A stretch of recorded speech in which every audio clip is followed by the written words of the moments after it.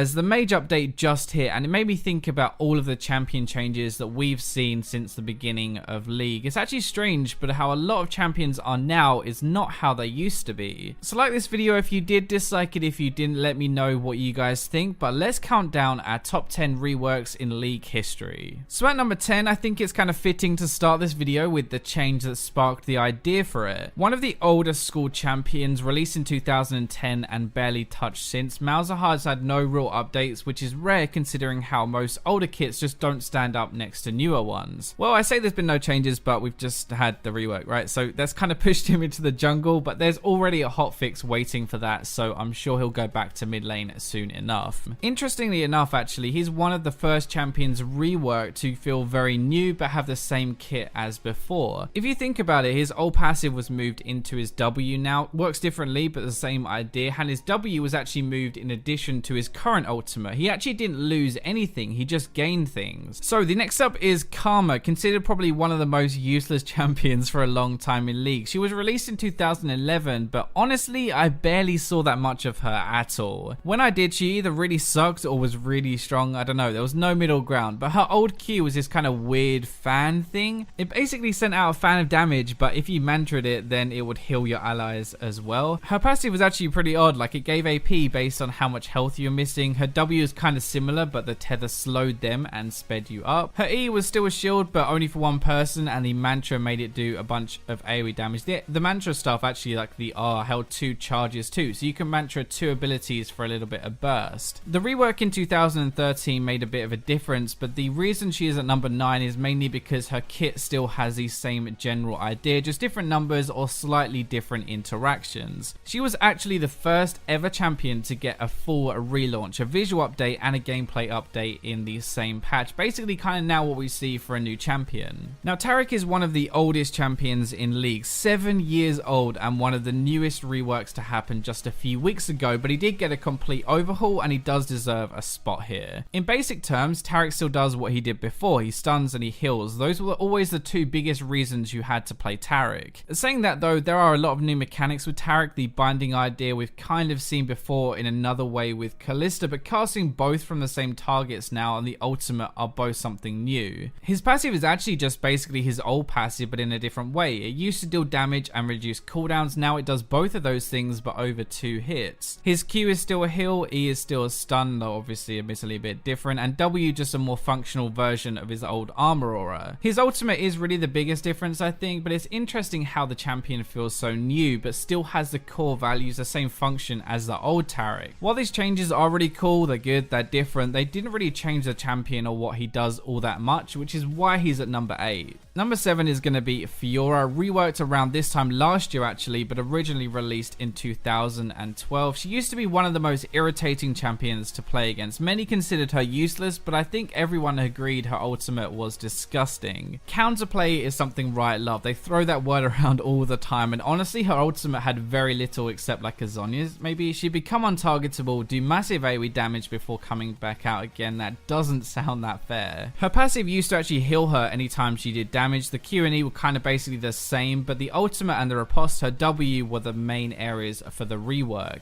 Her riposte now blocks any form of damage or crowd control, right? That is something I don't think anyone else can actually do in the same way, and it gives her a lot more protection for a kind of duelist assassin. Before, it would actually only block a basic attack and reflect it back, but that was it. The reason I actually include this rework, especially above the others, is we have a lot of new things thrown in here. A new mechanic with the weak points, the ultimate heal zone, and the riposte block. Number 6 is Soraka. And a lot of newer players especially might not realize that she actually used to be even more annoying than she is today. So before, her passive made her abilities better when her target had low mana or health. Her Q was similar to now, but just did damage and reduced your heal cooldown. It also had a base 2.5 second cooldown, so with CDR, mid Soraka was actually a thing, spamming that all day. Her W was still a heal, but it cost mana, and get this as well, it also gave the target armor for 2 seconds. At rank 5, that was 110 10 bonus armor plus some of your AP.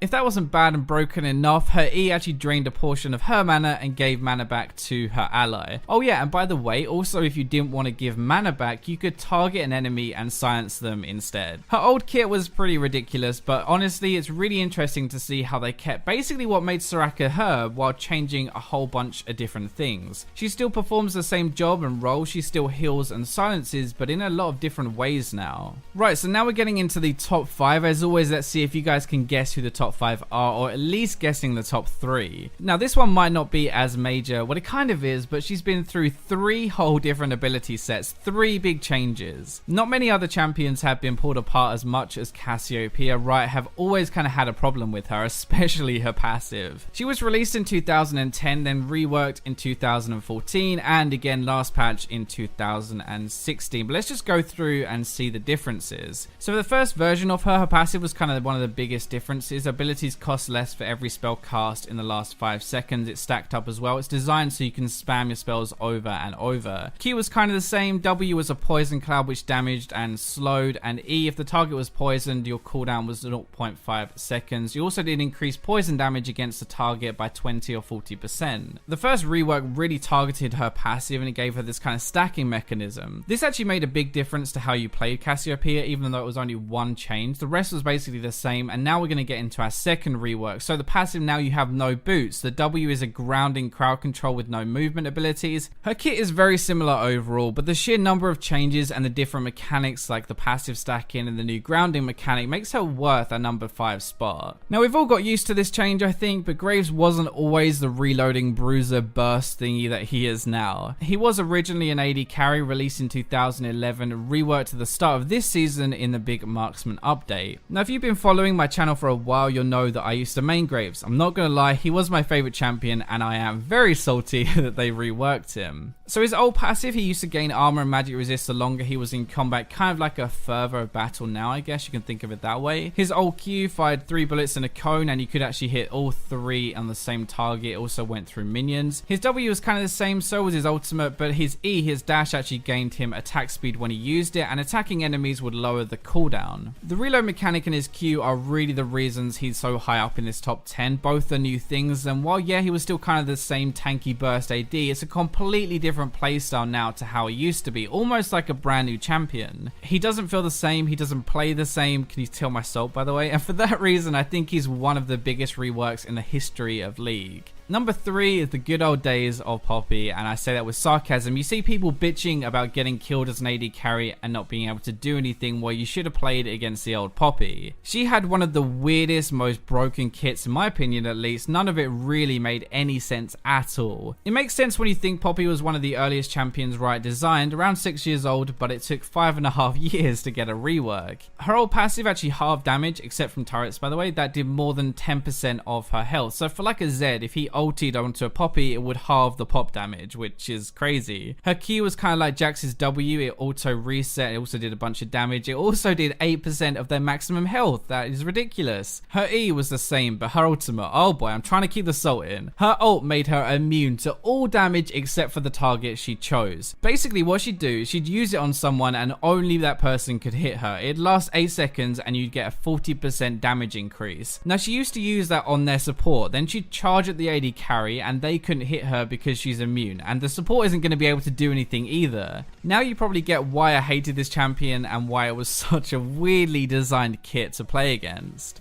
I actually used to play Gangplank a lot in Season 2, and he was released back with Taric in 2009. Actually one of the oldest champions in League, but you wouldn't even recognize him anymore with how different he is. Now admittedly, version 1 and 2 are pretty similar, but back when he was released, he could actually deny minions. This is something I think is really common in Dota, right? But in League, it's only ever appeared with Gangplank, and then it was swiftly removed in his first update. It was the same idea that his E gave ally champions attack speed and move speed when he used it, but to do it, he actually had to sacrifice an ally minion, so he'd do it and just deny CS from his opponent. Version 2 was actually kept for quite a while, so his passive meant that his basic attacks dealt bonus damage and slowed. His Q, W and ult were kind of the same to what they are now, but his E granted AD and movement speed to champions around him. Now, even though 3 elements of his kit were similar to what he is now, the new stuff actually makes a very big difference in how you play him, almost like a new champion. The barrels, the kegs are the biggest thing. Gone is the morale buff, and now in with these stacking kegs that are just the centerpiece of his entire kit. His passive is the same idea, kind of, bonus damage on an auto, though it's not always active, and the silver serpents are another big change, something most people overlook, but the upgrades can make a decent amount of difference in a game.